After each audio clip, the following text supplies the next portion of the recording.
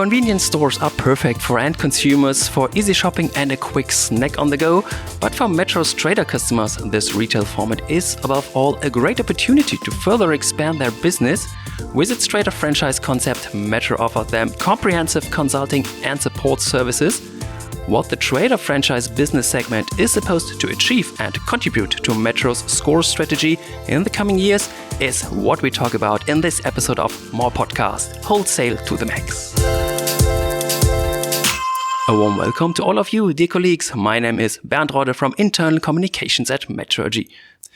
My today's guest is the Mr. Franchise of Metro. He worked almost 15 years for various retail companies in the UK.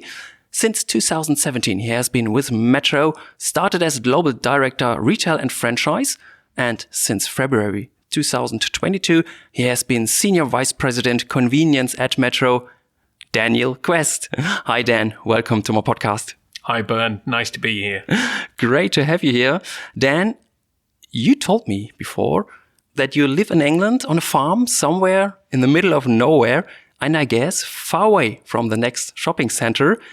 Does this explain your close relationship with convenience stores simply because you depend on the nearest petrol station shop to do your weekly shopping? It could be. I do live in the middle of a farm. It's not my farm. So I have a house in the middle of someone else's farm. But for sure, I don't have any houses I can see nearby. Very rural is a great place to get back to after traveling pretty much every week into different countries.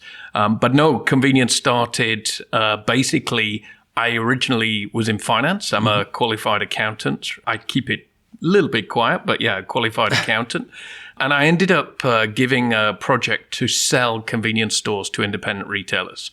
And through that, I was quite successful and created that connection of independent retail, and then started to learn about convenience and working with these guys, and then was given the brand to be responsible for. I was responsible for the company, the brand in the UK, a premium convenience brand. And that really got me into the understanding of retail and learning from retailers and learning from customers of what makes a good convenience store. And yes, I do like kind of shopping in convenience stores rather than supermarkets from now on, yeah. In my intro, I've tried to briefly describe what makes a convenience store for the end consumers. But for you as an expert, what is the advantage and also the particular attraction of a convenience store from your point of view? Yeah, so the attraction of a convenience store is you want to get whatever you want in an emergency. You're not going for a formal shop as such, but you're going more for a top-up. So perhaps I don't have the right bottle of wine that I want to take to my friends, or perhaps I need some sugar to make cake, and I just don't have it. It's to jump to that convenience store and pick that product up. But on top of that, we also look at convenience in areas such as getting special treats. Perhaps you've had a difficult day at work, you go home, you want to grab a treat or an indulgent on the way home, or you want to eat now. So we do a lot of food for now, whether that's breakfast solutions, lunch solutions, or you want to take home some meal to really cook easily at home. So convenience is everything about being convenient to the end consumer. I know it's cliche, but very much it's where you can pick up most products without having to jump to the big supermarkets. Okay, yeah. We will talk about convenience in a moment, and of course, especially about the innovative trader franchise concepts that Metro offers its trader customers in this context. But before that, I want to tell you what you can expect here at More Podcast, because today we will learn in which markets Metro's trader franchise concept is implemented and what successes Metro has already achieved in this business segment. And of course, also about how Metro is developing this concept further and what contribution it can make to our score growth strategy. But then we also want to know more about you personally. That's why we have our little questionnaire, what scores for you. And for the grand final, we are especially looking forward to your sound souvenir, the sound that you brought with you to tell us what is inspiring, motivating, or simply of great importance to you. But for now, let's talk about our business with Metro's trader customers. Dan, we at Metro always speak a lot about our customers from the hospitality industry, putting them in the focus, and we are also associated with them externally. But our customers from the trader category, for example, smaller retailers, are also very important for Metro's business, right? Oh, for sure. I mean, this area of the business, independent, we have over 1.3 million customers, and that's 7 billion turnover in total. And franchises are part of that, but in reality, we need support services for the whole trader community. Mm-hmm. But also true is that small retailers are finding it increasingly difficult to stay head above water with their business and earn their living with it. Metro's solution to this is trader franchise. What is the basic concept behind this? Yeah, so the basic concept is to take an independent trader and give them a service and a solution that they can actually compete against modern trade. So we're seeing modern convenience stores coming into our markets as we would see in Western Europe. Most of our markets are in Central and Eastern Europe or Asia, and we're seeing that development come through. And we need to provide them a service, being the right assortment, the right price, allowing them to be passing the right price to their end customers, but also enabling them to make a living by having the right profitability. We need to differentiate their products through things like own brand, and we have the Fine Life Convenience own brand, and then solutions to make their life easier, such as digitalization. How is actually the relationship between a trader franchisee and Metro structured in concrete terms? What are the contractual obligations and what services must be provided by both parties? Yeah, so we do have a contract. Anyone who makes an investment should have some kind of relationship contract. But in reality, in the past, we've used this contract to say, okay, this is what our partners should do. And that makes us look at ourselves not too deeply versus what is the service we're providing. So actually, once we've signed the contract, I tell everyone kind of park the contract. That's what our partners do. They put it in a drawer. They don't really bring it out. The only time you should really bring the contract out is in reality in the divorce area where actually you're splitting. But we don't like to get to that, and we don't ever want to get to that. The key is to provide our customers with the right services and the right solution so that we're continually improving their business. They're seeing a value from being part of our franchisee, and we're regaining that value through loyalty and their increased spending with ourselves. And that to me is critical. You know, when all parties can win, the retailers get an improved profitability, the suppliers get a solution to the end consumer much greater than they would if they were just in independent stores. And then also we can make profit on the back of this. I see it as a win-win-win solution for everyone.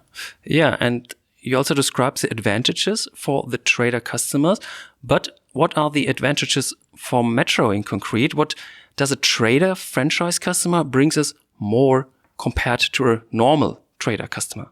Yeah, so for us, they bring us a much higher buying and more frequent. So basically, our customers come around about 7 to 8 times a month to our stores, or they get deliveries in the same frequency. And what that means is they're buying roughly twice a week. And actually, it means that actually the turnover that we get from our franchise stores is around about 4 or 5 times bigger than it is an independent trader. So actually, when we look at more frequent customers bringing a bigger basket, franchise is critical to that. And for the franchisee, it's providing them a service for them to be able to win and compete and actually have a solution that works for them to improve their profitability at the same time. Okay, so yeah. And we will talk about the further development and future of the trader franchise concept in a moment. But first, I would like to take a look back with you, Dan. When did Metro start with the trader franchise concept, and how many franchise stores have already been opened in the countries? Yeah, so I don't know exactly the date we started, but I think it's somewhere between 12 and 14 years ago. And if the people out there, if you remember, we used to have Arrow stores with the Arrow own brand. Actually, they were a big growth at one point, but we removed that at a certain stage. When I joined back in 2017, we had around about 4,500 stores. And today we have now 8,000 stores, so we put significant growth on that. But there's so much more opportunity. And we continue to expand, and we expect to expand in the next 6-7 years to really increase that volume by at least another 4,000 stores. What we see, though, in the countries is we see that continuing growth significantly. So in Romania, for example, we have 2,000 stores. And in Romania, we are the largest convenience store operator based on the number of stores that we have. And also, if you look at Slovakia, we've now reached over 750 stores, and so we're number 2 in the market. We've got a bit of way to go to be number 1, but that's a challenge we grab and we want to push forward. Yeah. How is the market structure in the countries in general? Is it very fragmented market in the franchise? Yeah, so it's different by each country.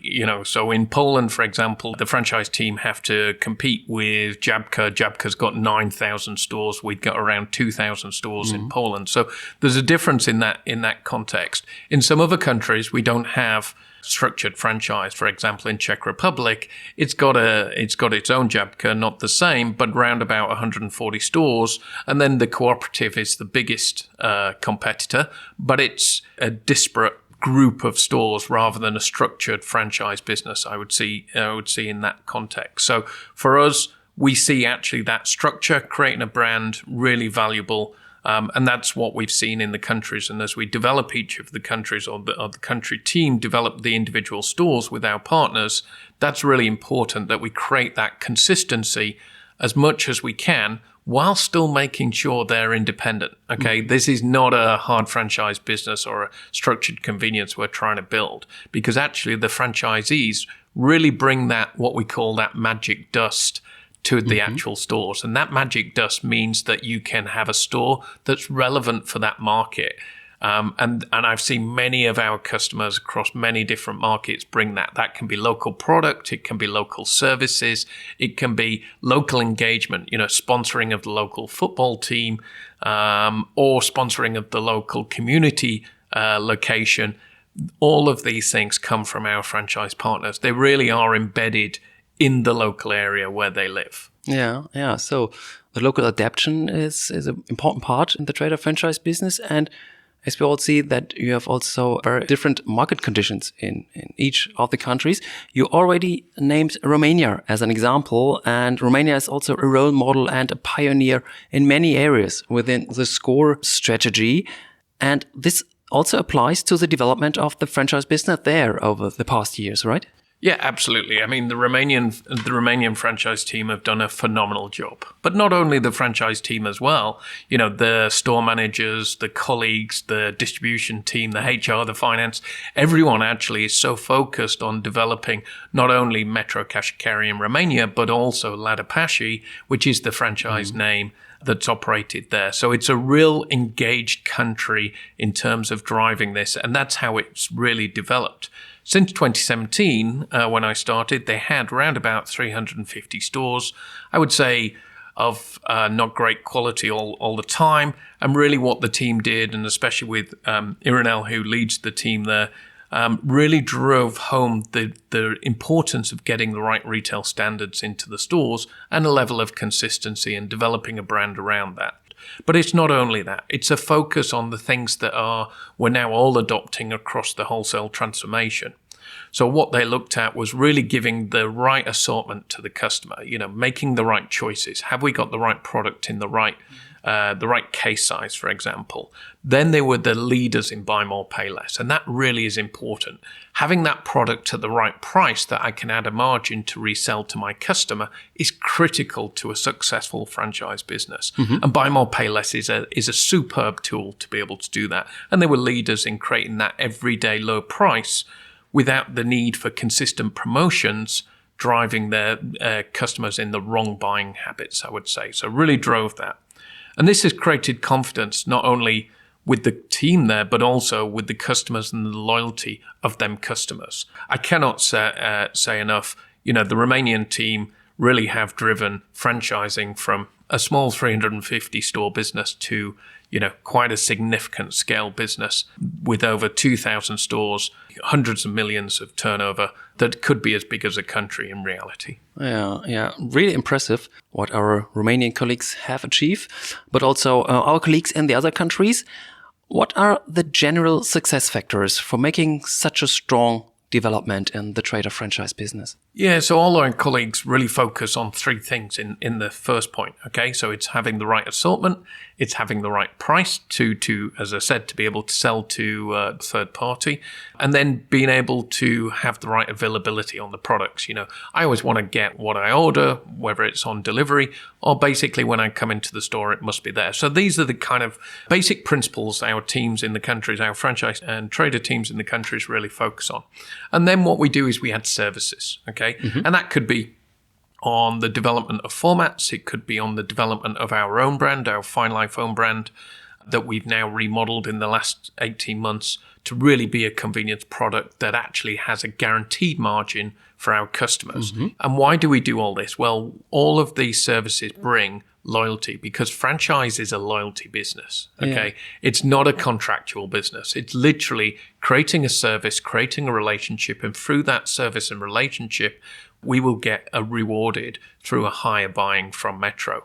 And that happens, okay, there's always the odd one that perhaps wouldn't follow the same principle, but 98% of our time, if we're doing a good job, I can tell you our customers will just buy more and more from us. So, and we've seen it in the improvements of the turnover where we've actually, as a total country teams, they've doubled the turnover in the last 4 or 5 years of the franchise business. And then we're going to double it again and we're going to double it again. So actually the opportunity, without a doubt, is there for the next few years. Okay, so much for the success factors of the trader franchise business. But now, Dan, we want to find out something about your personal success factors and what is important to you in general. And for that, I have this section and our little questionnaire. What scores for you?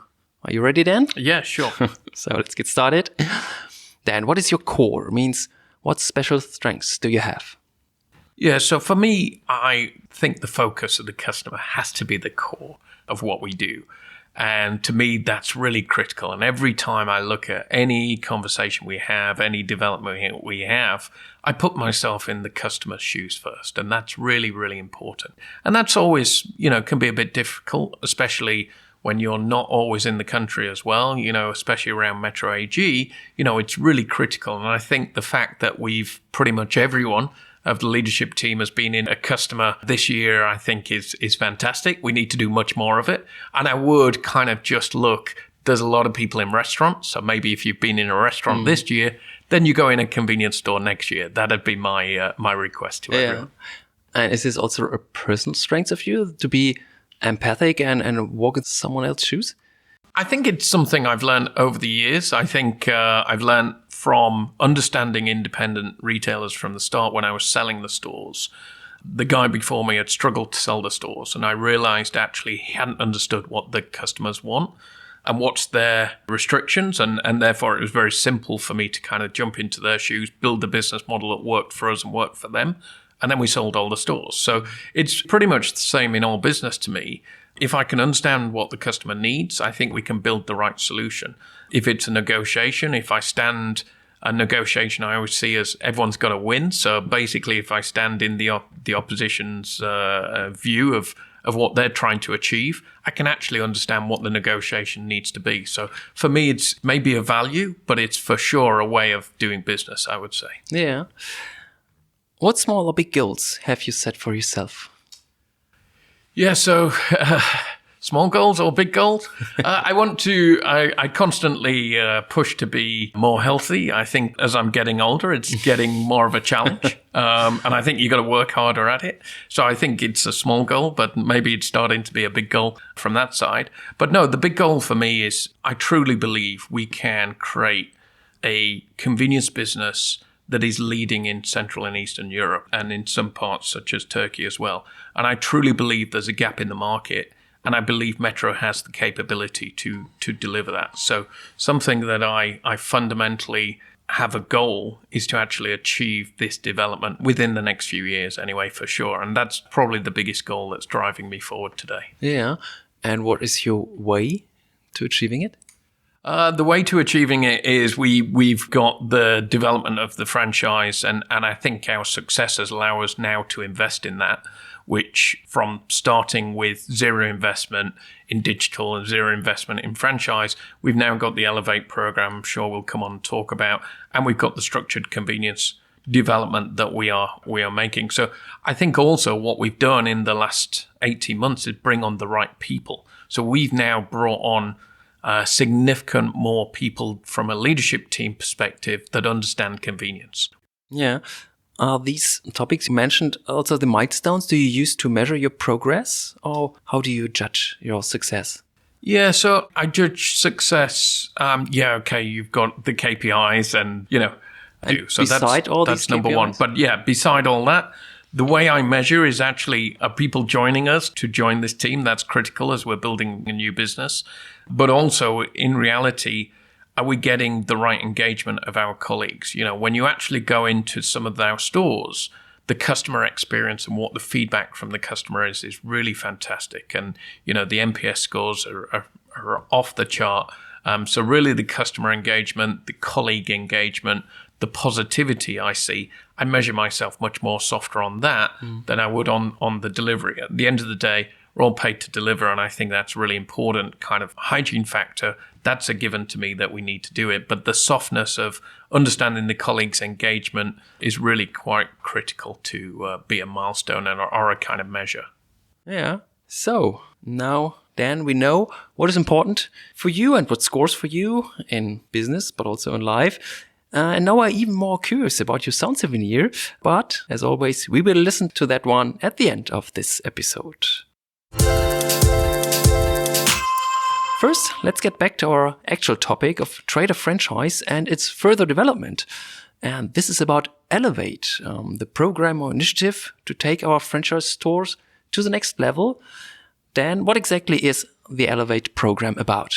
Yeah, so as I mentioned, we didn't have any investment, and I'm very pleased to say in the last 3 years, we've now put in investment around that.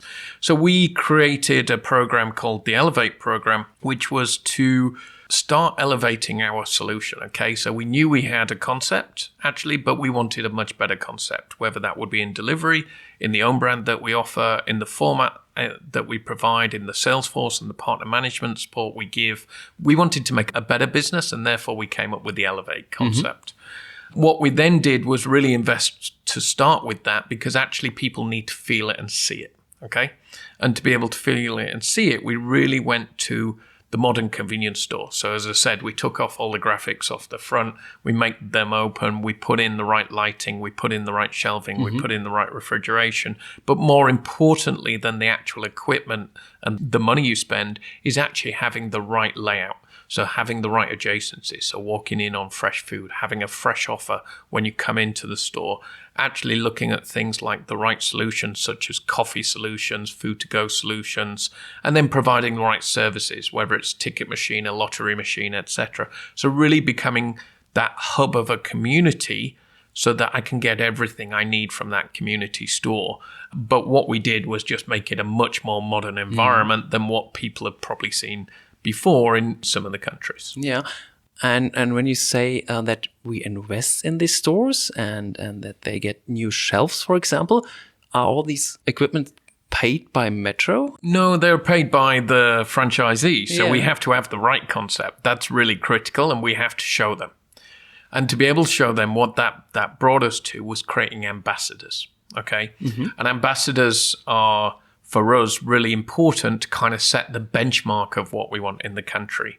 And so what we found was like-minded retailers, and retailers are absolutely wanting to evolve and develop their business. And we found like-minded retailers that wanted to work with us, and then we remodeled the store in partnership with them and actually set the benchmark of what that looks like. And that was having the right own brand, having the right adjacencies, having the right look and feel in the store, having a much more modern environment, having a food counter that included things like food to go, panini maker, etc., that really drove that different customer group rather than someone just coming for their top-up shop. And the ambassador stores have been a phenomenal result. Every country has now anywhere between 5 and 10 ambassadors, depending on the country, and they really are the showcase. And the reason that we created this is because retailers don't listen fully to us, even no matter how much we believe they are, standing up, having a PowerPoint, they don't work in the same way. Retailers listen to retailers, and actually our customers therefore want to feel it and see it. And that's how we created it. We created the ambassador so that we could take new customers or take customers who want to remodel their stores to these ambassador stores. And pretty much 9 times out of 10, what we get, the customer walks out and says, I want that. And if that's what we hear, we know we've nailed it. Yeah. And what other goals do we have set ourselves with regard to the Elevate program and the ambassador shops? Yeah, so the Elevate program starts with growing retail sales, so the sales out, not about the sales to Metro. So really critical, minimum of 20%, but we're seeing 40, 50%. I mean, we're really seeing, especially in some of the ambassador stores, a significant increase of customers from that side. So increase customer frequency as well, and then grow their income as well. And what we've seen in some of the stores, some of the ambassadors, is increases of their margin by over 2 percentage points as well. So that's literally a growth in percentage terms of around about 10%. So phenomenal. You've got that on top of the sales growth. Actually, a growth in their overall income means that profitability is significantly increased in these stores. So then coming back to ourselves, so that's what has been given to the customer and drive for the customer. Coming back to ourselves is an increase what we call a share of wallet. So how much are they buying from us? So really we're seeing significant increases, 60, 70% of buying increase, because actually it's a relationship. And that's not because we've set a new contract. Yeah, we have a contract term and a minimum term, but they're well out achieving that. I can't think of any ambassador or Elevate store that's kind of sitting just on that level. They're buying much more from us because actually that relationship of that driving their sales and their profitability has resulted in a stronger relationship and a stronger partnership with Metro. So we have an increased share of wallet, and where our target is really to be that main supplier. That's critical to us. It's our brand. We should be the biggest supplier going into that store, but that unfortunately didn't happen in the past. That is absolutely our target and is what's happening with the stores right now. Yeah. A part of this further development is also the expansion of the digitalization of the Trader franchise business. What are the key points of this digital strategy? Yeah, so the key point of our digital strategy is really to make it easier for our customers to do business with Metro. We develop solutions such as our ordering solution, which is called M-Shop. We have developed a connected EPOS solution that we can connect to multiple EPOS providers, allowing us to send product information and invoices direct to our customer system, which again stops them having to type in information and take valuable time from either the team on the shop floor or from themselves sat behind a computer. On top of that, we've developed things like bringing in a planogram solution, which is from some of the convenience expertise of space management tools from around the world. So really bringing in areas that we can give recommendations to our customers of what products to put where. This is all managed through a close collaboration process between Metro Digital, the countries, and my convenience digital team, who we've placed near our customers based in Romania, and ensuring deployment and execution of the solutions to add value to our customers and, of course, to Metro as well. Yeah, interesting. Besides the Elevates program, you're also working on another form of Trader franchise. You also mentioned it, so-called hard franchise. Yeah. What can you already tell us about this topic? Yeah. I prefer to call it kind of the structured convenience stores. So the term is slightly better. Yeah. But in reality, with this new business, we want to find the right locations and create a business that is much more on the convenience food than what we have now. So a lot of our stores now are much more rural. So they're very much focused more on the grocery and a small supermarket kind of solution within the convenience environment. What we see, though, in some of the key cities is a gap in the market around convenience food. And we want to fill that gap around the convenience food. So we're looking for stores that we can add solutions, much more of coffee, much more of breakfast solutions, lunch solutions, or evening solutions on the way home. So we're just trialing a few concepts in that context. And what's interesting in some of the first stores that we've opened, it's really taking off. The first store that we opened and subsequent stores, actually, the number one product is hot dogs. So it's the number one, it's the most selling product that we have. And we've still got lots to come, things like pizza, etc. So we've got a lot of development still to work on. But really, we want to become the kind of known operator of good coffee and good food to go that actually has some support of grocery. But convenience food becomes more of the core. Yeah, of course, a good topic, because now we want to talk about Score, because the Trader franchise business, like all of Metro's business, is focused on our Score strategy. Everyone is now talking about Metro's wholesale transformation and the elimination of retail elements from our stores. You are now explicitly dealing with the topic of retail in the context of Trader franchise. How does that fit together for you overall? Or to put it another way, and not entirely seriously, do you sometimes feel excluded?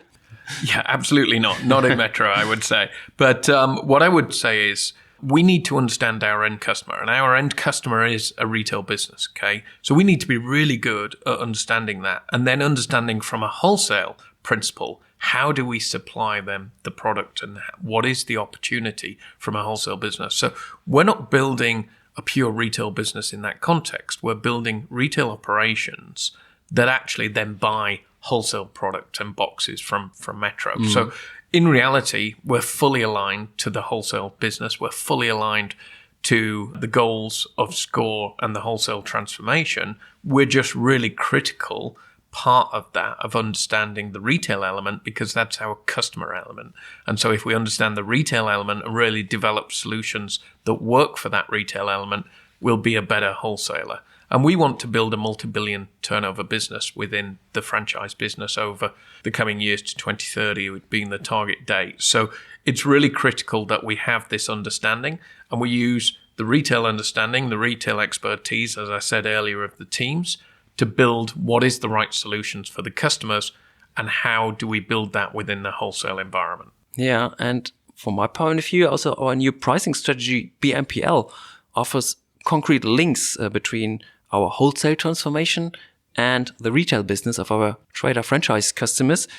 Is this in reality very attractive for the Trader customers? Yeah, all the things we're building in the wholesale transformation, buy more, pay less is one of them, but assortment optimization, delivery, Salesforce excellence, CRM, these are all factors that are really critical and support the development of our franchise business for sure. Yeah. Our Score strategy aims for strong growth by 2030, and I assume the Trader franchise business will be no exception. What contribution will the franchise business make to Score? What goals have you set for 2030? Yeah, so as I said, we want to build a multi-billion turnover business, but we want our customers to be seeing Metro as the main supplier. So we want a share of wallet at least above 50%, and from that perspective. And then we want to build a profitable business around this convenience area as well. So we see the facets coming together to support the Score strategy in 2030, but really it's a growth strategy. We're at the very early start. We started very small. Franchise was not a focus, I would say, a number of years back. We brought it into focus. The country teams have done a phenomenal job of driving that forward for this business. But really, for me, it's now the next stage and the next evolution. And that is continuing on the Elevate program and continuing with them better quality stores and really focusing on quality, as well as developing the convenience business. Yeah, very ambitious targets. We have already talked about Metro's Trader franchise activities in Romania. And if you, dear colleagues, want to see the other side, the perspective of our Trader customers, then you should definitely visit Impulse, Metro's online magazine and storytelling platform. Here you can read the story of Juliana and Costin Guinea from Bucharest, who successfully transformed their cafe into a small grocery store during the Corona crisis. Or the story of Mihaela Simona from Ovidiu. Also in Romania, she took over the Trader store from her parents and now runs 2 Metro Trader franchise stores with a lot of heart and soul, and also with a lot of success. As I said, you can find these and many more great stories about our Trader customers and the Metro franchise concept on the website of the online magazine Impulse under mpulse.de, and the link to it you can also find in the show notes of this episode. And that brings us to another great story, the story of your sound souvenir. Dan, the sound of your core.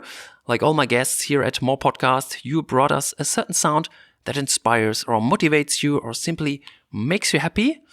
So Dan, please don't keep us in suspense any longer and let us hear, what sound did you bring? Sure, no problem.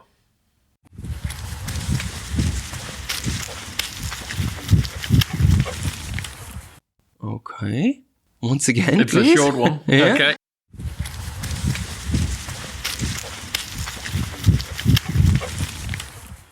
Okay, so I guess some outside activity. Yeah, correct. Yeah, okay. yeah.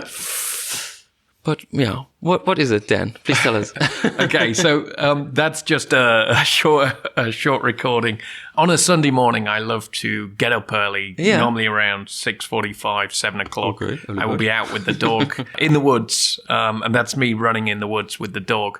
And I love to do it kind of Sunday morning because I don't have a lot of time at home. I travel a lot. So I love to get up before everyone else, get out into the fresh air.